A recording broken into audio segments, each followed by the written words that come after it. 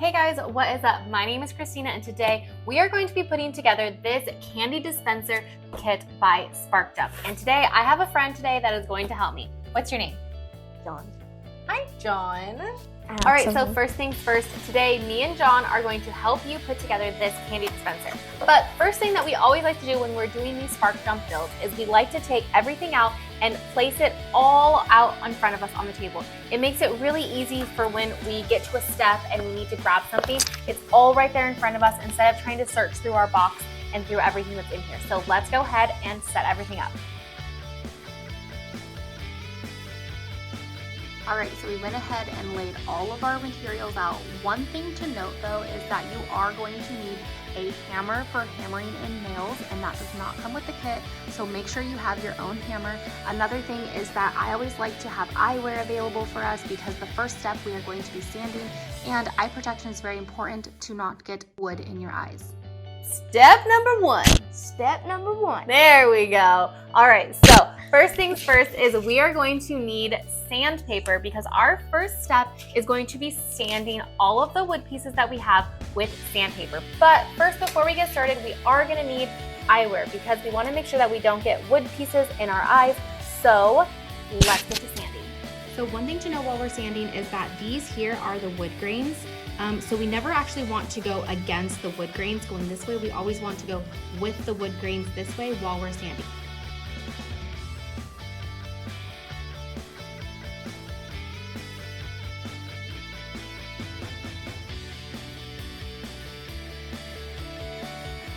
Oh, yeah. Okay, so now that we've finished all of our sanding, we are not going to need our eyewear anymore, so we can go ahead and take that off and set it aside. So next step is step number 2, and step number 2 is actually optional. So basically at any point in this entire thing, you can paint your pieces. So if you wanted to paint your pieces before we start, now is the time to pause the video and go ahead and paint all of your pieces individually before moving on to step number 3.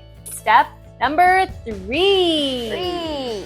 Okay, so for step number 3, we are going to grab our large square piece and 2 of our A pieces. So the A pieces are the pieces that look just like these ones here, and you actually got 8 of them. So we're gonna take 2 of them as of right now, and what we're gonna do is we are going to line them up into the center of the base. So go ahead and try to find the center of that square piece, and I'll show you what we do next. Here's my square base, and here are 2 of my A pieces. So we are going to find the middle point here, just like so. And then we are going to take 4 of our nails from the pre-drilled holes here, and we are going to pound these in to the base here. Oh yeah! So John has found the middle point for him on his building kit, and now he is putting in the nails all on his own. You're doing this correct, right?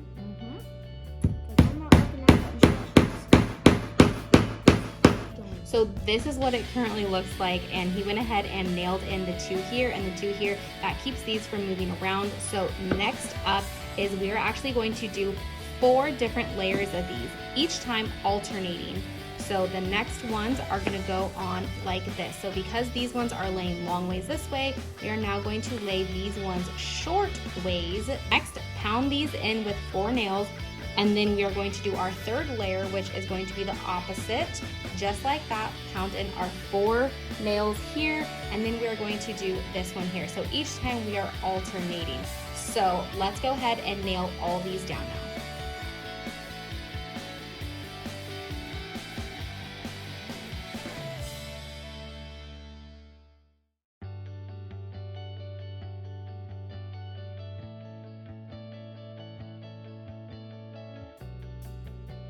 Okay, so we just finished step number 4, and that was building our 4 different layers, alternating them each time. So now we are going to go ahead and move on to step number 5.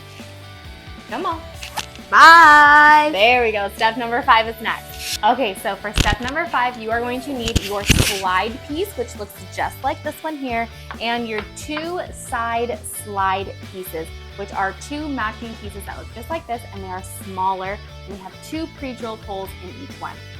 So let's go ahead and take a closer look to see how we're gonna put these on our build. Okay, so here's a closer look on what we're gonna do. We are gonna take our 2 side slide pieces, and again, we're going to be following the same pattern where we're alternating them. So we are not going to be putting them this way because then they would match. We're going to be putting them the opposite, just like this, so we continue on with that pattern that we're going for. Also, you can notice that these 2 pre-drilled holes are towards one edge more.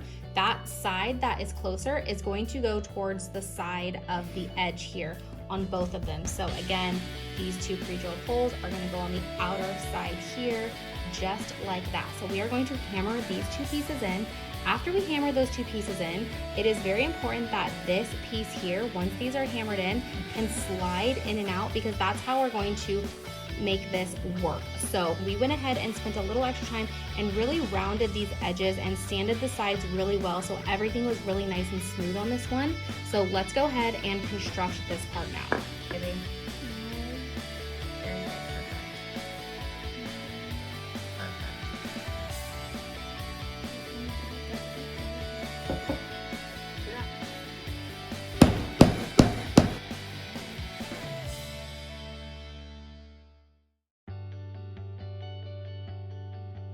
And just like that, it slides perfectly in between these 2, which is what we need for it to work. So let's go ahead and move on. Okay, so we went ahead and just got our 2 slide side pieces in, and we put in our dispenser in the middle here, and it can slide freely, which is exactly what we want. So the next piece you're gonna need is the top piece with a jar lid on it, and you're going to place it right on top, just like this. And once we hammer these down, this should still be able to move freely. So let's go ahead and have John connect this now.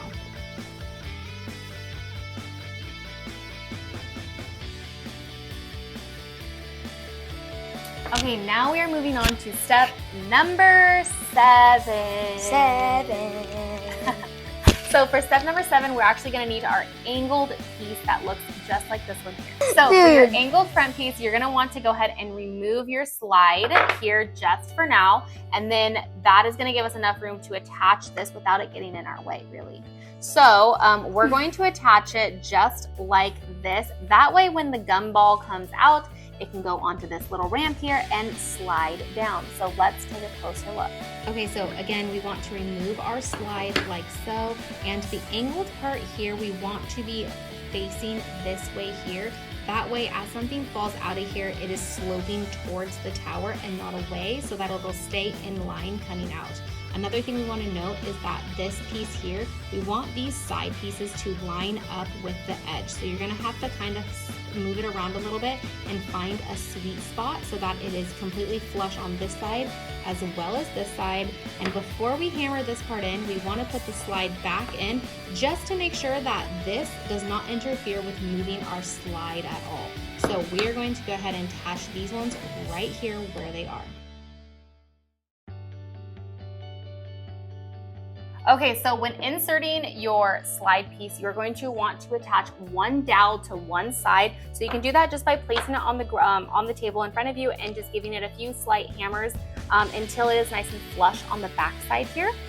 We want to make sure that we actually insert it, because once we put the other dowel in, we're actually not going to be able to slide it out. When you are looking at your slide, you want the whole of your slide to go in closest to the angled front piece here, just like this. The way that this mechanism works is that you're going to put the dowel in on this side, and then you see the hole, so the gumball is going to drop into that hole, and then you're going to pull it out and it's going to slide down this here.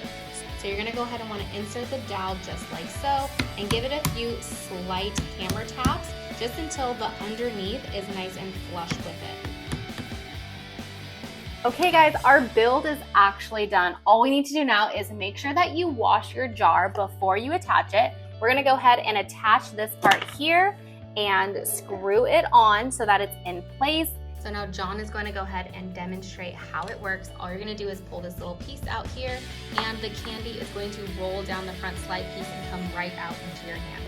All right guys, so that was the last and final step. I hope you guys enjoyed this build as much as we did. Did you like this build, John? Yes. I did too. I thought it was super fun, and I am so excited to get to fill this with some yummy gumballs or candy of our choice.